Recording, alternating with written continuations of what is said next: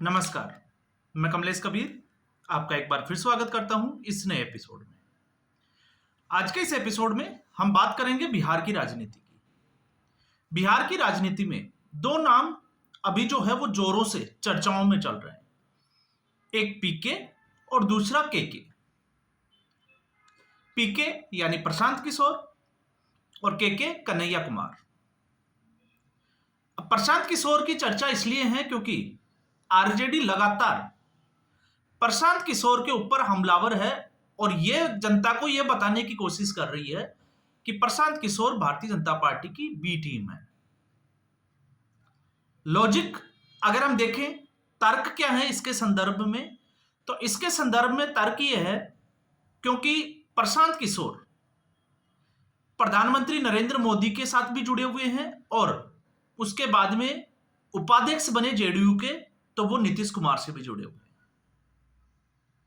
तो यहां पर अगर आरजेडी ये कहती है कि प्रशांत किशोर बीजेपी की बी टीम है, तो मुझे लगता है कि इसमें ज्यादा जो है वो संशय यहां पर रखने वाली बात जो है वो है नहीं। लेकिन इसकी जरूरत क्यों पड़ी? इसकी जरूरत इसलिए पड़ी क्योंकि प्रशांत किशोर की अगर आप मीडिया बाइट उठा के देखोगे तो प्रशांत किशोर नीतीश कुमार से ज्यादा और भारतीय जनता पार्टी से ज्यादा पर हमलावर रहते हैं लालू प्रसाद यादव या हम कहें तेजस्वी यादव के ऊपर।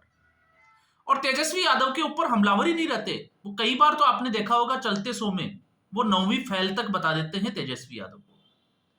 और फिर उसमें जब प्रशांत किशोर ये कहते हैं कि वो तेजस्वी यादव के खिलाफ राघवपुर सीट से चुनाव लड़ेंगे, तो फिर ये वाली स्थिति हो जाती है जिस तरीके से अरविंद केजरीवाल को नई दिल्ली में प्रवेश वर्मा ने चुनाव हराया।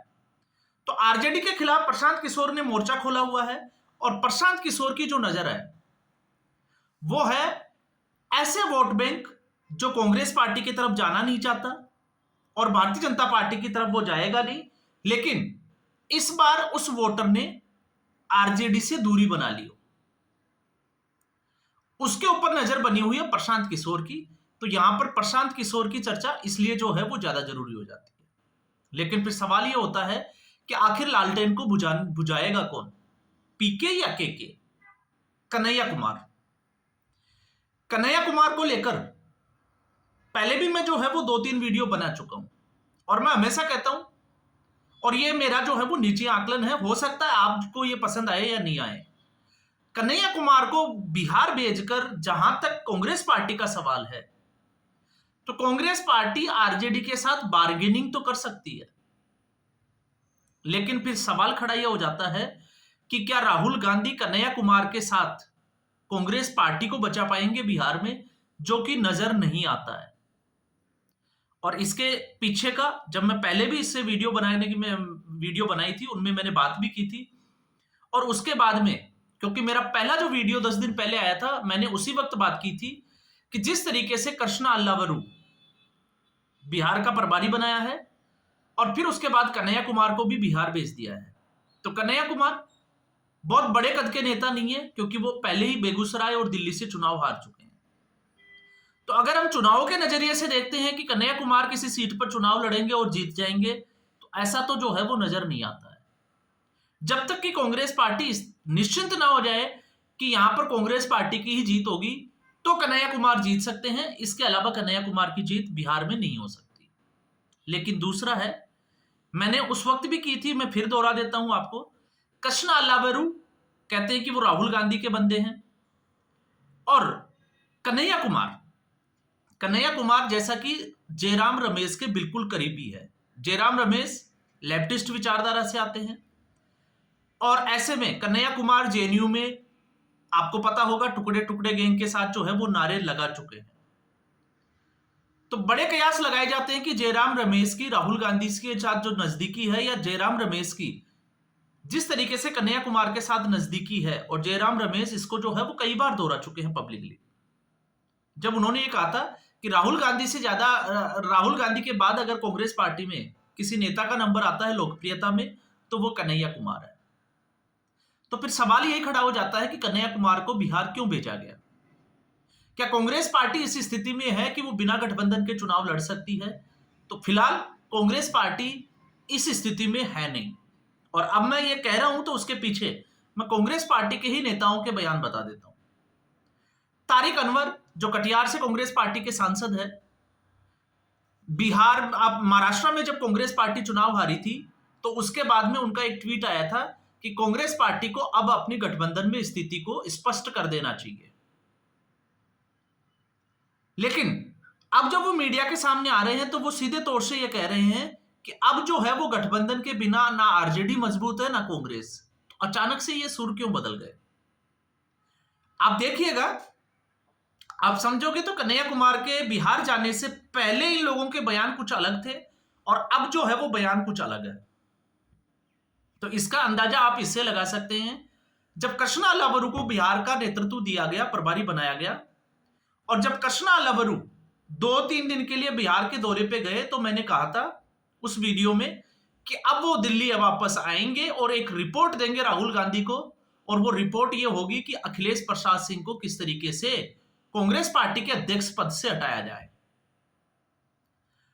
और उसके बाद में आप देखिए, ये अभी पिछले 2 दिन की, मैंने 10 दिन पहले बात की थी, 2 दिन में आपको पता होगा कांग्रेस पार्टी के कृष्णा अलावरू के दिल्ली आने के बाद में राहुल गांधी ने 12 मार्च को एक मीटिंग तय की थी बिहार के नेताओं के साथ। तो फिर उसको कैंसिल क्यों किया गया? आखिर वो मीटिंग क्यों नहीं की गई? और इसी वक्त मीडिया में यह सवाल उठने लग गया था कि क्या अखिलेश प्रसाद सिंह की कुर्सी जाने वाली है अध्यक्ष पद की? अब कांग्रेस पार्टी का संकट क्या है उसको भी हम समझ लेते हैं। अखिलेश प्रसाद सिंह बिहार में रिसोर्सफुल पर्सन है, मतलब पैसा इकट्ठा करना, पार्टी के लिए फंड जुटाना, ये सारे काम जो है वो अखिलेश प्रसाद सिंह अच्छे से कर सकते हैं। दूसरा, अखिलेश प्रसाद सिंह के साथ में सीनियर कांग्रेस के जो नेता है बिहार के, वो जुड़े हुए हैं। और कन्हैया कुमार की एंट्री के बाद में अब यहां पर गुटबाजी की साफ तौर से जो है वो आशंका दिखाई देती है। और जब मैं ये कहता हूं, आप देखिएगा, दिल्ली के चुनाव में जब कन्हैया कुमार को कैंडिडेट बनाया गया था, तब आपको पता हो तो एक जो मीटिंग हुई थी, मैं बात कर रहा हूं लोकसभा चुनाव की, उसमें एक मीटिंग में जो है वो कार्यकर्ताओं ने कुर्सियां तक फेंक दी थी। कन्हैया कुमार को वो स्वीकार करना ही नहीं चाहते थे। और यही स्थिति जो है, चुनाव का परिणाम की तो मैंने बात ही नहीं की, मैं बात कर रहा हूं पार्टी के कार्यकर्ताओं में असंतोष की। और यही स्थिति जो है वो अब नजर आ रही है बिहार कांग्रेस पार्टी में।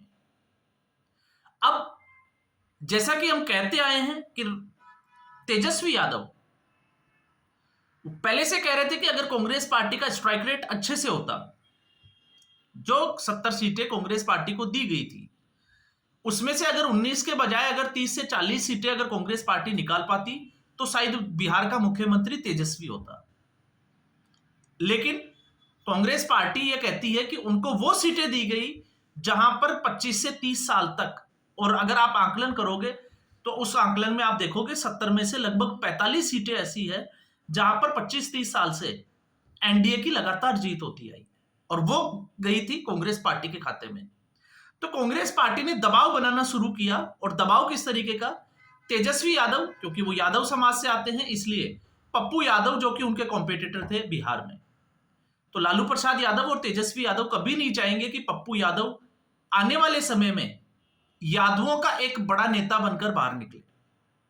और अब ऐसी स्थिति में दूसरा नेता जो है वो कन्हैया कुमार, क्योंकि आने वाले समय में अगर कांग्रेस पार्टी मजबूत होती है, कन्हैया कुमार अगर बिहार की राजनीति में मजबूत होते हैं, तो एक जो कांग्रेस पार्टी के पुराने जो नेता है उनका अस्तित्व तो खतरे में आएगा ही, लेकिन कल को वो तेजस्वी यादव के सामने खड़े होते हुए नजर आएंगे।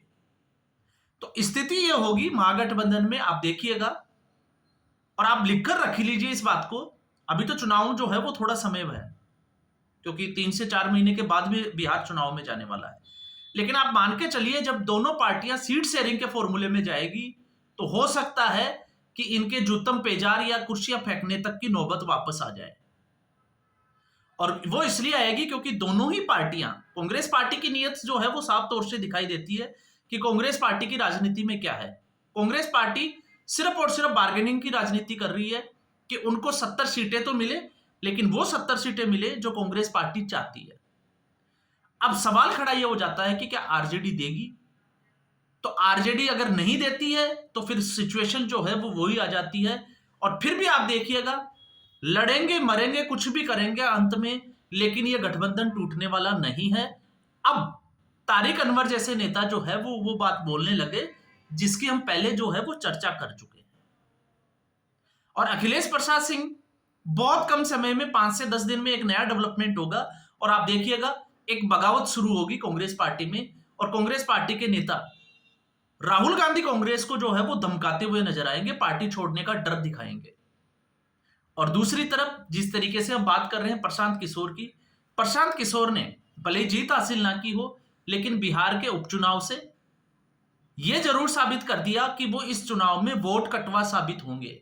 लेकिन वो वोट काटेंगे किसके, यह बड़ा इंपॉर्टेंट है। तो जिस हिसाब से वो जंगल राज को लेके और तेजस्वी यादव के ऊपर हमलावर है, तो फिर सीधे तौर से वो डेंट करेंगे कांग्रेस पार्टी और आरजेडी के गठबंधन। इसलिए मैंने कहा है कि लालटेन को कौन बुझाएगा, पीके, प्रशांत किशोर या फिर कन्हैया कुमार। और आने वाले बहुत कम समय में जो है वो आगे का डेवलपमेंट आपके भी सामने आ जाएगा और तब आपको लगेगा कि आकलन जो हमारा है वो सही दिशा में जा रहा है। तो आज के एपिसोड में बस इतना ही। उम्मीद करूंगा वीडियो एपिसोड आपको अच्छा लगा होगा। वीडियो को लाइक करें, शेयर करें, चैनल जरूर सब्सक्राइब करें। धन्यवाद।